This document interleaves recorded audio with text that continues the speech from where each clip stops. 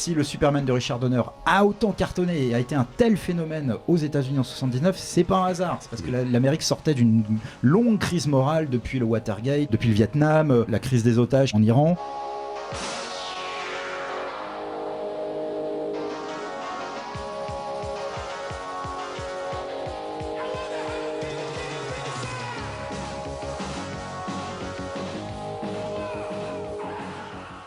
Bonsoir à tous, soyez les bienvenus au club, votre émission dédiée à la pop culture, et je vous propose un voyage vers l'infini et au-delà cette semaine. Regardez. Kellogg's, the greatest name in cereals, presents The Adventures of Superman. Faster than a speeding bullet. More powerful than a locomotive. Able to leap tall buildings at a single bound. Look, up in the sky, it's a bird. It's a plane! It's Superman! Yes, it's Superman, strange visitor from another planet who came to Earth with powers and abilities far beyond those of mortal men. Superman, who can change the course of mighty rivers, bend steel in his bare hands. Et voilà pour ce petit extrait du générique de cette série Superman, parce que vous l'avez compris, on va parler fortement de Superman cette semaine dans cette émission à l'occasion de la diffusion d'un documentaire événement qui sera sur TCM. Christopher Reeves, évidemment, le Superman éternel. Et on est ravis d'accueillir l'un des réalisateurs de ce documentaire. Il s'est associé avec Philippe Roure, son complice, avec qui ils avaient commis l'excellent documentaire sur Marvel il y a 10 ans, cette année. Il récidive. Bonsoir Philippe Gage. Bonsoir Alexandre, merci Comment de cette ça invitation. va Ça va super bien, je vois l'affiche de notre documentaire projeté partout autour Qui de est nous. derrière toi aussi. C'est super classe, j'adore. Ouais, on va se aussi. régaler, on va en parler longuement. Voilà la beau. promo aussi de la série, de ce documentaire. On va en parler dans un instant, mais je vous présente l'autre invité qui est Non, que moi, que nous. que toi, que toi. Ah ouais. Dans un instant, C'est super. tout à l'heure, à la moitié de l'émission, on aura un live avec un coup de cœur que j'ai eu pour ce groupe. Ça s'appelle Kaori. Voilà, vous allez les découvrir tout à l'heure. Ils sont en passage en France en métropole pendant un mois. Ils nous viennent de Nouvelle-Calédonie. Et donc ils vont nous faire un petit live acoustique tout à l'heure d'un titre que je trouve absolument magnifique, Ma belle Ilienne. Vous allez voir, je pense que vous allez l'avoir en tête et que ça va vous plaire, ça va vous donner envie de partir en vacances.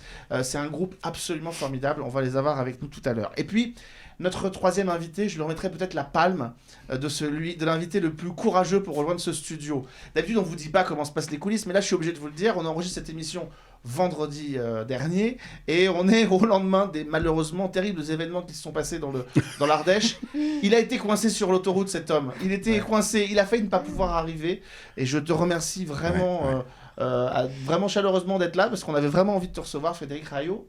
Merci d'être là. Merci à toi de m'accueillir. Et ça nous permet de saluer et de par une pensée pour tous les gens qui galèrent à l'heure où on se parle, parce que en Ardèche et du côté de la Haute-Loire, c'est vraiment une galère. Donc on les embrasse et on pense très fort à eux. On va venir parce que tu vas nous parler notamment d'une BD qui s'appelle Raconte-moi, Papy, la résistance dans le Brivadois. On va en parler tout à l'heure.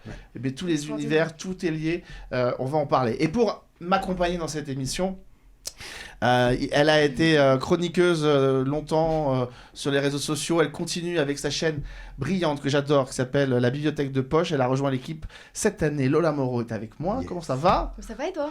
Très bien. Tu vas nous présenter une BD tout à l'heure. Ouais. On reste dans la BD tendance. qui m'a été envoyée par Philippe Collin. J'ai trop hâte de vous en parler. L'escamoteur. L'escamoteur. On en parle, il est bien en position dans toutes les librairies en ce moment. Lui aussi, on l'avait en tant qu'invité pendant l'année dernière. Il dirige la chaîne Mortalger et je sais que c'est un fan incontesté de Superman avec Christopher Reeves. Donc c'était pour lui cette émission aussi. Bonsoir Jerry Chamand. Hello, bonsoir. Ça va? Ouais, je suis trop content. Bah nous on est très contents Comme d'habitude, déjà d'être là. On est tous d'être installés là, et, puis ça va bien se passer. Ouais, c'est Et obligé. ça va bien se passer. Bon, je vous propose de découvrir pour commencer tout simplement la bande-annonce du documentaire Superman de Christopher Reeves. évidemment. Christopher Reeves, le Superman. Reeves. Superman éternel. Pour moi, il n'y en a qu'un documentaire. George Reeves. C'est le vôtre. On va le découvrir, la bande-annonce. Ça passe sur TCM le 25 et on en parle avec Philippe Gage juste après. Regardez. There is a difference between playing a hero and being a hero. Vendredi, il n'avait rien d'un super-héros. When I did the screen test, I was quite nervous. And you can even see that I'm perspiring under my arm. Et pourtant, Christopher Reeve. Christopher Reeve. Are you feeling like a star? I'll tell you more in a year. Being Superman is a double-edged sword. Will the public accept you in any other roles? I am attracted to projects that have a certain risk element. Il va le devenir. A lot of drive behind Chris and everything that he did. Et son nom restera jamais lié à celui de l'homme d'acier. The movie has transformed me, it changed my whole life. I feel like I know. He was given the superpower of touching people. Christopher Reeve, le Superman éternel. Un documentaire exclusif. Vendredi 25 octobre à 20h50 sur TCM Cinéma et à la demande. D'abord, il faut le dire, ça fait plaisir d'avoir des documentaires qui sont encore faits à la télévision pour des œuvres de la pop culture, parce que je pense que les espaces se restreignent, cher Philippe.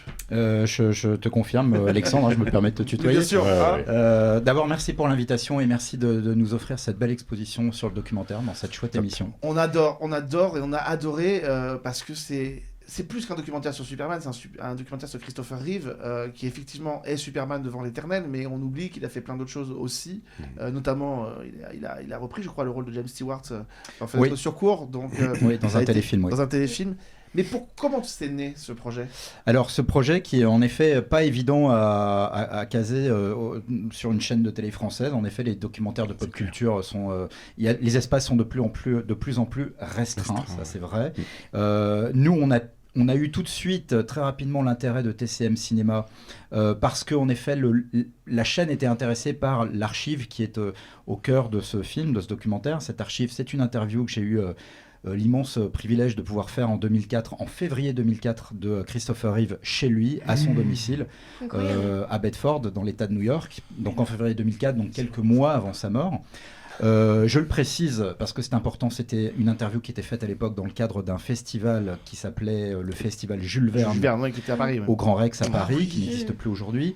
Et ça faisait plusieurs années que je conservais l'archive de cette interview que j'avais fait numériser sur DVD il y a quelques années de ça.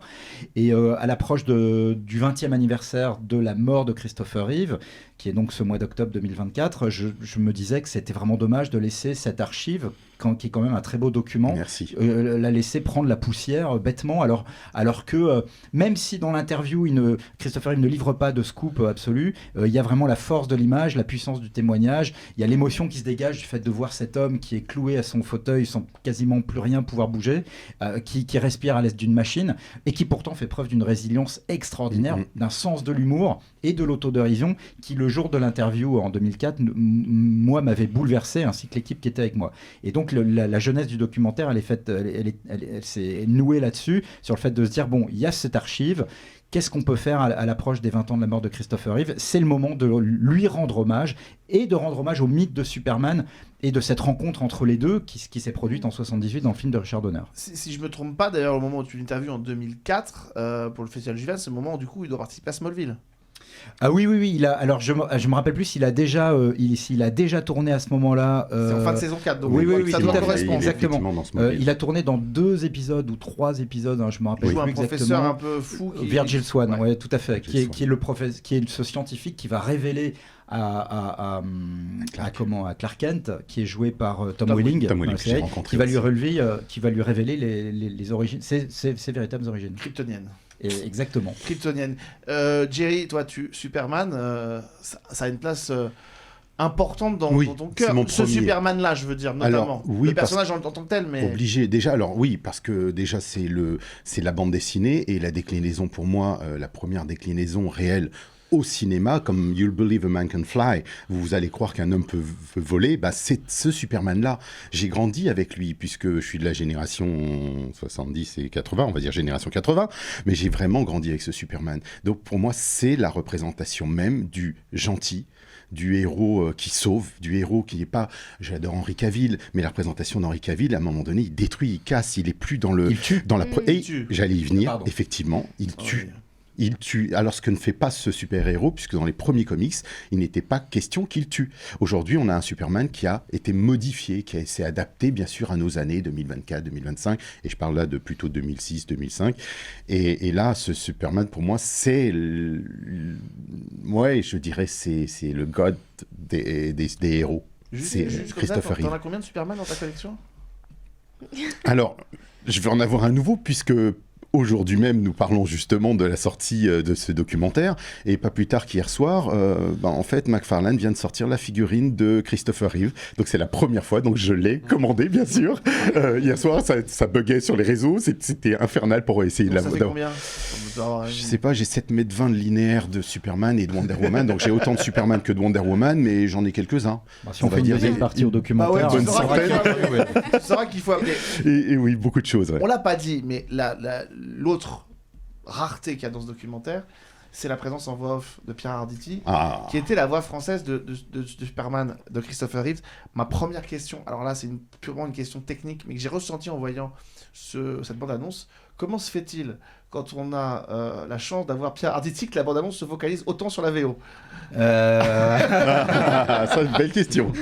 C'est une bonne question. Piège. Vraiment, je n'ai pas la réponse à cette question. Vraiment, je ne sais pas. Je sais en tout cas que dans sa communication envers la presse, le TCM Cinéma, ils ont fait ce qu'il fallait. Hein. Voilà, ils ont vraiment fait ce qu'il fallait. Ils ont mis en avant Pierre Arditi. Largement. Il a accepté. Il n'était pas obligé de le faire. Il a accepté dans son contrat d'inclure une journée d'interview promo sur le film. Vous l'aurez en bonus Paris. de cette émission, Exactement. sur le site, puisqu'on a eu la chance de discuter avec lui. Exactement, on t'a vu ce jour-là, Alexandre. Et donc ça, c'est quand même déjà énorme. Donc après, par rapport à la bande-annonce, écoute... C'était juste pour chambrer un petit peu. Oui, c'est réussi. Ça m'avait c'est fait. Voilà, ça c'est fait. Bryce Denay s'est passé par là.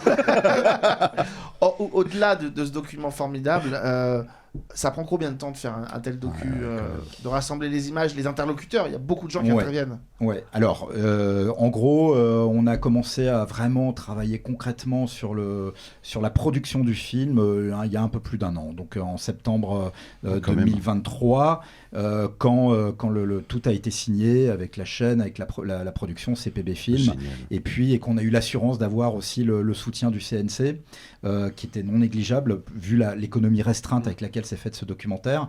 Et cette aide du CNC nous a permis aussi donc d'aller tourner aux États-Unis, de faire un tournage de 10 jours entre Los Angeles et New York au mois de mars de cette année. Et donc en gros, c'est un an. La post-production s'est définitivement terminée avec l'enregistrement de la voix de Pierre Arditi qui a eu lieu début septembre. Donc en gros, c'est un an de travail strictement sur la production du film, parce qu'il y a eu aussi toute une phase d'écriture qui a pris quelques mois. Dans un instant, on a une petite surprise pour toi d'ailleurs, Philippe, parce qu'on s'est un peu concerté avec notre ami Frédéric qui est à côté, parce que quand je lui ai dit que tu étais là et que en tant que dessinateur, évidemment c'était intéressant, donc on a une petite surprise à te montrer, mais on la garde pour l'instant. J'adore les surprises. On la garde sous le coude. J'ai hâte de voir. Je me tourne devant toi Lola, parce que t'es la Benjamine de cette équipe, évidemment que toi t'as certainement d'autres Superman en tête que celui-ci. Je t'ai fait suivre évidemment le documentaire.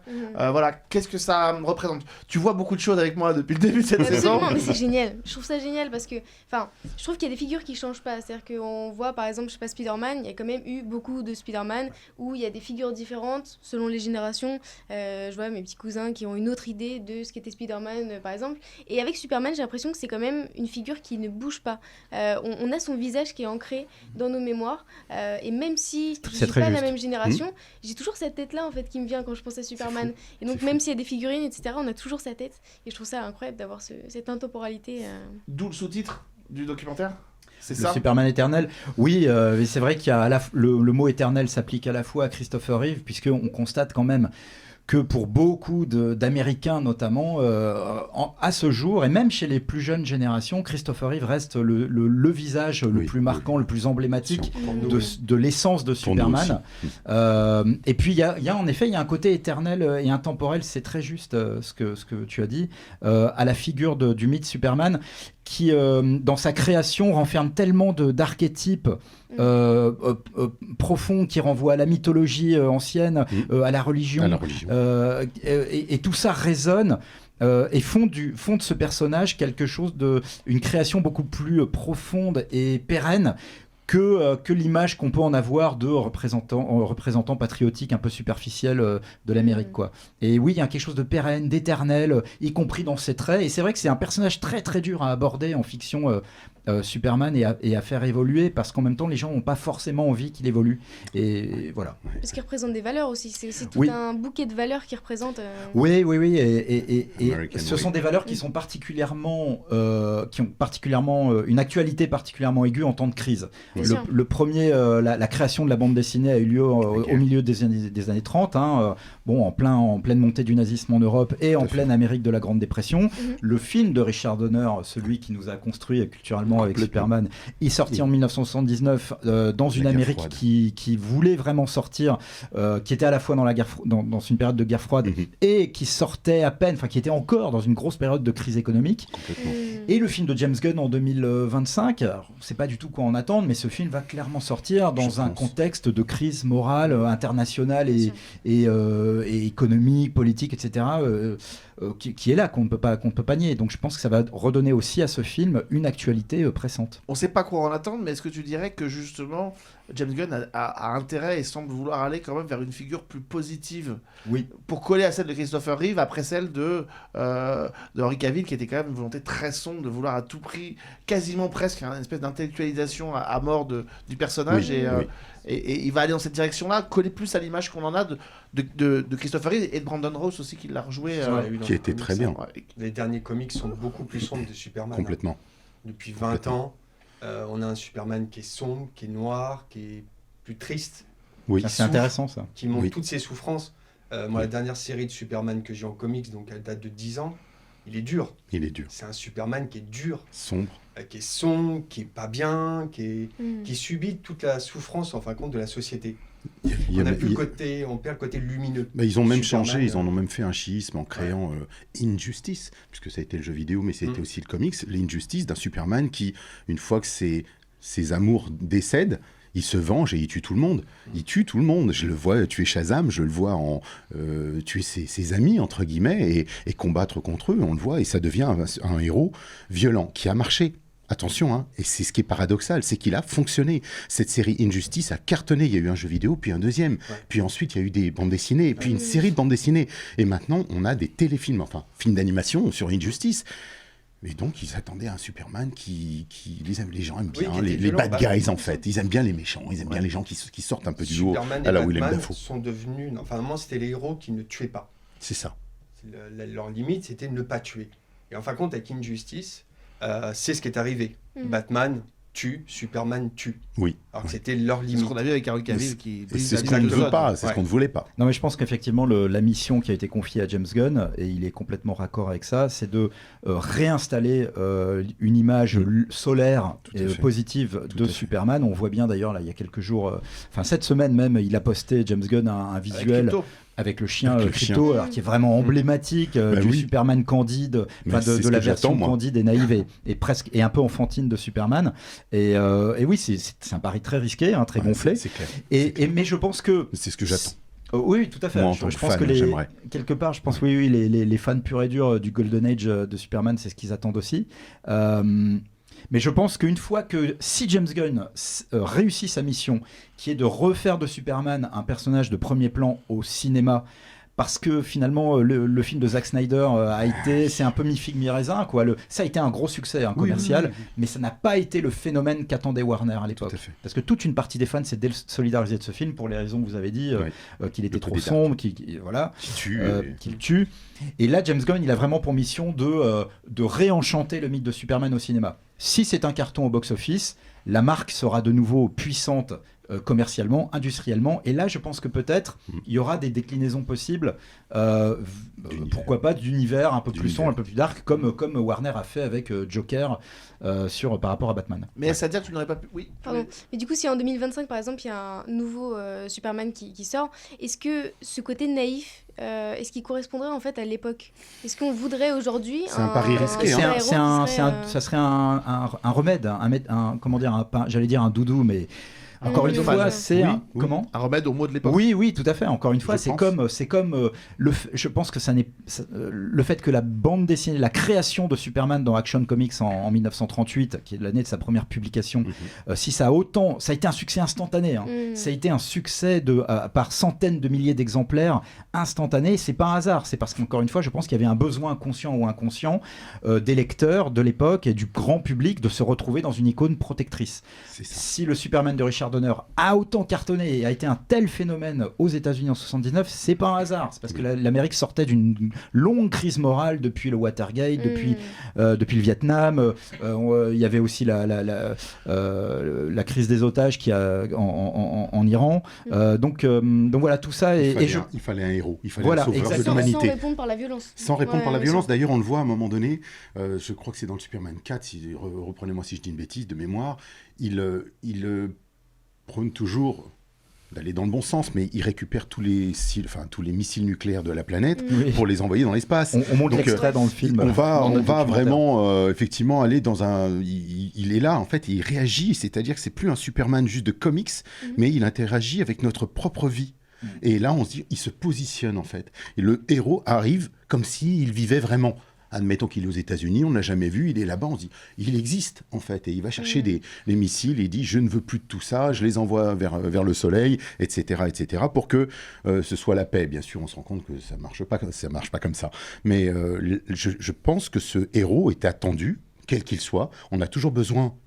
Les humains, l'humanité a besoin d'un héros, de quelqu'un qui représente, je pense, certaines valeurs. Je pense qu'il nous en manque en ce moment. Et peut-être que James Gunn va essayer de renouer avec le public, les fans de tout temps, avec ce Superman-là. Et je le vois avec le short, puisqu'il remet le short, le fameux slip au-dessus, etc. Grosse source de débat. Exactement. Ça veut dire que ce doc-là, vous n'auriez pas pu le faire il y a 10 ans ?